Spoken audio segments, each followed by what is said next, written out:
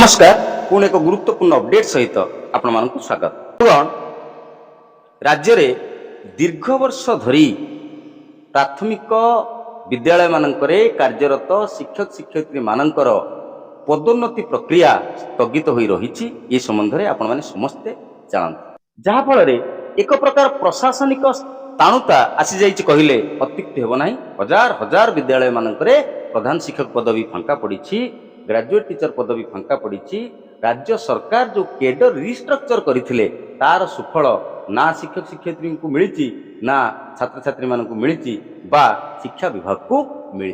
तेबे एबे एबे विद्यालय गणशिक्षा विभाग तरफ एक गुरुत्वपूर्ण लेटर आसी 13 मई 2026 रे विद्यालय गणशिक्षा विभाग तरफ director elementary education Odisha Bhubaneswar को जो लेटर करा जायछि जार सब्जेक्ट रही clarification on promotion of elementary teachers और हेडमास्टर्स रिगार्डिंग, अर्थात राज्य रे कार्यरत प्राथमिक वर्गर शिक्षक शिक्षयित्री मानकर प्रधान शिक्षक एवं अन्य शिक्षक पदवी को पदोन्नति संबंध रे गोटे क्लारिफिकेशन लेटर करिसंती विद्यालय गणशिक्षा विभाग director elementary education Odisha Bhubaneswar. निश्चित भाव में ए खबरटी समस्त मनरे एक आश्वस्ति आनिबो।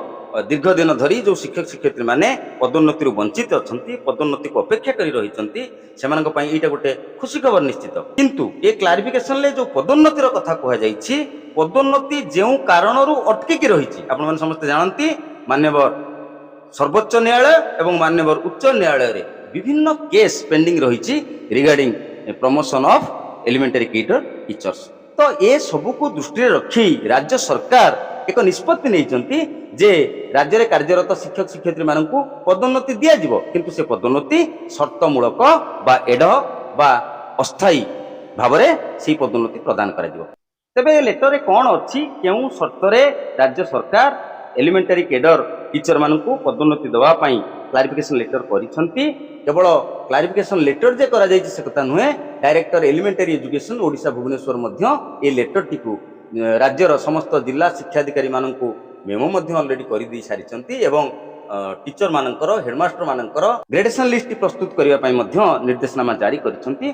तो आसंतु ए लेटर संबंध रे विस्तृत भाव रे आलोचना करिया। समस्त अनुरोध करिवि जदि ए पर्यंत आपण माने हम चैनल को सब्सक्राइब करनांती दया कर चैनल को सब्सक्राइब करंतु, पाखरे थिबा all notification bell icon press करंतु, जद्वारा आगामी दिन रे मु जेउ सब शिक्षा भित्तिक वीडियो अपलोड करिवि तार नोटिफिकेशन इमिडिएटली आपण मानकु मिलि जिवो। बंधुगण जेपरि कि आपण माने स्क्रीन ले देखि परुछंती, government of Odisha school and mass education department 13 मई 2026 रे लेटर नंबर 12270 रे लेटर करा जाइछि डायरेक्टर एलिमेंटरी एजुकेशन ओडिशा को।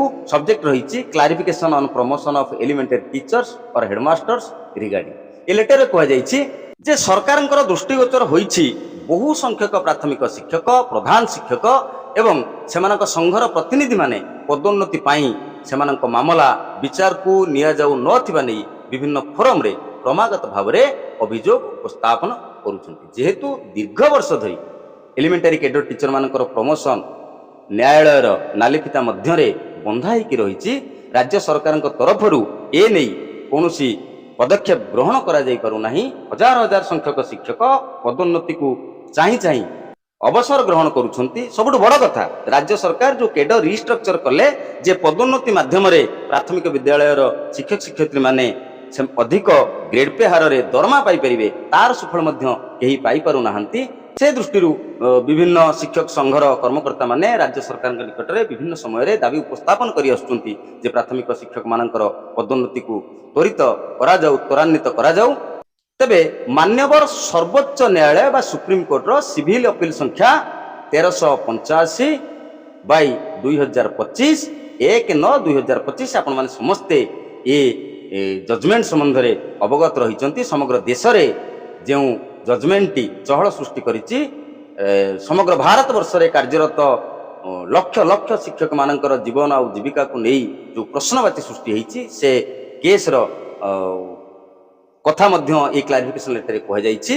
मान्यवर सर्वोच्च न्यायालय सुप्रीम कोर्ट सिविल अपील संख्या 1385 बाई 2025 1/9/2025 रे जो राय प्रदान करिसंती मान्यवर सुप्रीम कोर्ट से कहिसंती जे शिक्षक योग्यता परीक्षा जोटक आम टीचर इलिजिबिलिटी टेस्ट बा टीटी बोली कहउचंती सर्वनिम्न योग्यतार एक अविच्छेद्य अंग। ମୁଁ ଟିକେ ମନେ ପକାଇ ଦେବା ପାଇଁ ଚାହେଁ ମାନ୍ୟବର ସୁପ୍ରିମକୋର୍ଟ ତାଙ୍କ ଜଜମେଣ୍ଟରେ କହିଛନ୍ତି ଶିକ୍ଷକ ନିଯୁକ୍ତି ହେବା ପାଇଁ ଏବଂ ପଦୋନ୍ନତି ପାଇବା ପାଇଁ ଉଭୟ କ୍ଷେତ୍ରରେ ଟିଇଟି ବାଧ୍ୟତାମୂଳକ ଅଟେ। 2 ବର୍ଷ ମଧ୍ୟରେ ଯଦି କାର୍ଯ୍ୟରତ ଶିକ୍ଷକ ଶିକ୍ଷୟିତ୍ରୀ ମାନେ टीचर एलिजिबिलिटी टेस्ट कंप्लीट करि पारु नाहंती पास करि पारु नाहंती तेबे सेमानकु प्रमोशन तो मिलिबो नाही बरं सेमानकु चाकिर हरिया पई पडिबो एभली एक जजमेंट प्रकाश करछन माननीय सुप्रीम कोर्ट। तेणु टीटी हेउची सर्वनिम्न योग्यतार एक अविच्छेद्य अंग एवं यह नियुक्ति सेवारे निरंतरता तथा पदोन्नति पई बाध्यतामूलक अटे। केवल सेतिक नुहे उक्त रायरु सृष्टि होइतिबा प्रभाव को दृष्टि रखी राज्य सरकार मान्यवर सर्वोच्च न्यायालय रे एक समीक्षा आवेदन बा रिव्यू पिटिशन दाखल करिसेंती। ई जो मान्यवर सुप्रीम कोर्ट जो जजमेंट दैचंती से जजमेंट विरुद्ध रे भारत वर्षर प्राय अधिकांश राज्य रिव्यू पिटिशन दाखल करिसेंती। आम राज्य ओडिशा मध्य रिव्यू पिटिशन दाखल करिसेंती। तथापि वर्तमान सुधा कोनोसी स्थगितादेश बा स्टे ऑर्डर आसी नाही। सुतरां उक्त राय बलवत्तर रही एवं प्राथमिक शिक्षक और प्रधान शिक्षक मानक पदोन्नति प्रक्रिया समय रे यह यथार्थ भाव में विचार को नियाजिबा आवश्यक रही। यह मध्य उल्लेखयोग्य जे यह सहित जड़ित अनेक मामला वर्तमान मान्यवर उच्च न्यायालय बा ओडिशा हाईकोर्ट रे मध्य विचाराधीन रही बा सबजुडिस रही। तेबे एही परिप्रेक्षी रे विद्यालय और गणशिक्षा विभाग ओडिशा सरकार तरफ निर्देश दिया जाइछि जे शिक्षक एवं प्रधान शिक्षक मानकर पदोन्नति प्रक्रिया एक आडक बा अस्थायी भित्ति रे करा जाय परियो। मु प्रथम आपण मानकु कहिथिली राज्य सरकार राज्य रे कार्यरत एलिमेंटरी कैडर टीचर मानकु पदोन्नति दबा पई कहिसंती किंतु ए पदोन्नति स्थायी नुहे अस्थायी बा एडक बेसिस रे करिया पई ए क्लारिफिकेशन लेटर को जाइछि ताकि ए स्पष्ट शर्तर अधीन रहिबो जे एही पदोन्नति गुड़िक मान्यवर सर्वोच्च न्यायालय रे विचाराधीन थिबा समीक्षा आवेदन एवं मान्यवर उच्च न्यायालय रे थिबा रिट पिटिशन समेत विचाराधीन मामला गुड़िकर चूड़ांत निष्पत्ति उपरे निर्भर करियो। वर्तमान पई राज्य सरकार एलिमेंटरी कैडर टीचर मानकु प्रमोशन दी देबे किंतु ए प्रमोशन एडक बेसिस रे हबो अस्थायी भाव रे हबो अर्थात मान्यवर सुप्रीम कोर्ट एवं मान्यवर हाईकोर्ट रे जो केस गुड़िक पेंडिंग रही ताहार जजमेंट जहाँ आसीबो तार आउटकम जहाँ आसीबो ता उपरे निर्भर करिवो ए पदोन्नति गुड़िक स्थायी कराजिबो बा सेथिरे कोनोसी संशोधन बा रिव्यू कराजिबो। अर्थात जो मानकु वर्तमान प्रमोशन मिलिबो बा पदोन्नति मिलिबो सेमानकु परवर्ती समय रे डिमोशन मध्य करा जाई परिबो पदावनति मध्य करा जाई परिबो। किंतु सबुठ गुरुत्वपूर्ण कथा होची दीर्घ वर्ष धरी राज्य रे प्राथमिक वर्गर शिक्षक शिक्षयित्री मानकर जेहेतु प्रमोशन करा जाई पारु नाही तेणु एक प्रकार प्रशासनिक स्थाणुता सृष्टि होईची कहिले अत्युक्ति हेबो नाही। गोटे एडमिनिस्ट्रेटिव स्टैग्नेंट क्रिएट ही जाइछि। प्रशासनिक स्थाणुता को रोकिबा पई अत्यंत अपरिहार्य नहेले पदोन्नति प्रक्रिया को स्थगित न रखिबा पई अधिक गुरुत्व दिया जाइछि। जो क्लारिफिकेशन लेटर रे स्पष्ट भाव रे सरकार कहिसंती जे प्रशासनिक स्थाणुता को एड़ेबा पई वर्तमान पदोन्नति प्रक्रिया को आउ अटका जाई परिबो नाही। विचाराधीन मामला गुड़िकर चूड़ांत समाधान परे न्यायिक प्रक्रियार फलाफल अनुजाई एभली पदोन्नतिर संशोधन नियमितकरण एवं सीनियरिटी निर्धारण पई आवश्यक पदक्षेप नियाजिबो। जेमति कि आपण मानको मु कहिली जेहेतु ए जो प्रमोशन दियाजिबो एटा एडहक बेसिस रे दियाजिबो अस्थायी भाव रे दियाजिबो आर फाइनल रिजल्ट निर्भर करिवो मान्यवर सुप्रीम कोर्ट एवं मान्यवर हाईकोर्ट रो जो जजमेंट रही से जजमेंट उपरे से जजमेंट आसीगला परे ये जो पदोन्नति दियाजिबो वर्तमान पई ताकू आवश्यकता स्थले तार संशोधन कराजिबो किंबा ताकू नियमितकरण कराजिबो बा सीनियरिटी जो निर्धारण पई मध्य आवश्यक पदक्षेप नियाजिबो। राज्य सरकारଙ୍କର ए क्लारिफिकेशन लेटर परे directorate of elementary education Odisha Bhubaneswar memo number 9663 18/5/2026 रे मेमो कर देचंती copy along with a copy of school and mass education department Odisha letter number 12270 dated 13th May 2026 forwarded to all DOs and BOs for information and necessary action. Director elementary education Odisha Bhubaneswar ई जो school and mass education department रो clarification letter को memo कर सारिचंती राज्यर समस्त जिला शिक्षाधिकारी एवं block शिक्षाधिकारी माननकु मेमोरे कोन कह जाइछि समस्त जिला शिक्षाधिकारी को एठारे अवगत करा जाउछि जे परवर्ती उच्च पदवी को पदोन्नति पाई शिक्षक एवं प्रधान शिक्षक मानकर ग्रेडेशन लिस्ट प्रकाशन निमंते उपयुक्त पदक्षेप ग्रहण करिवे। अर्थात director elementary education Odisha Bhubaneswar स्पष्ट भाव में निर्देश प्रदान करिसंती राज्यर समस्त जिला शिक्षाधिकारी मानू जे राज्य में कार्यरत एलिमेंटारी वर्गर समस्त शिक्षक एवं प्रधान शिक्षक मानकर ग्रेडेशन लिस्ट प्रस्तुति आवश्यक पदक्षेप ग्रहण करेंगे।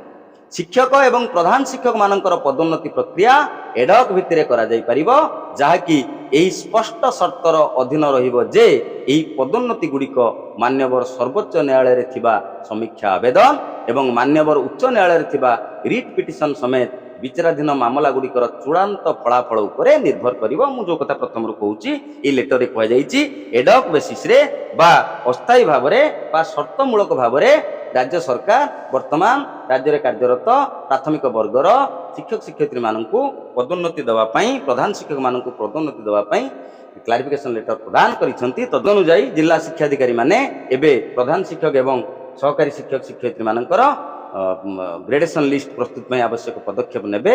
निश्चित भाव में ई जो लेटर समस्त शिक्षक शिक्षयित्री मानक मध्यरे टिके आशा संचार करेब। दीर्घ वर्ष धरी प्राथमिक वर्गर शिक्षक शिक्षयित्री माने पदोन्नति वंचित अछंती।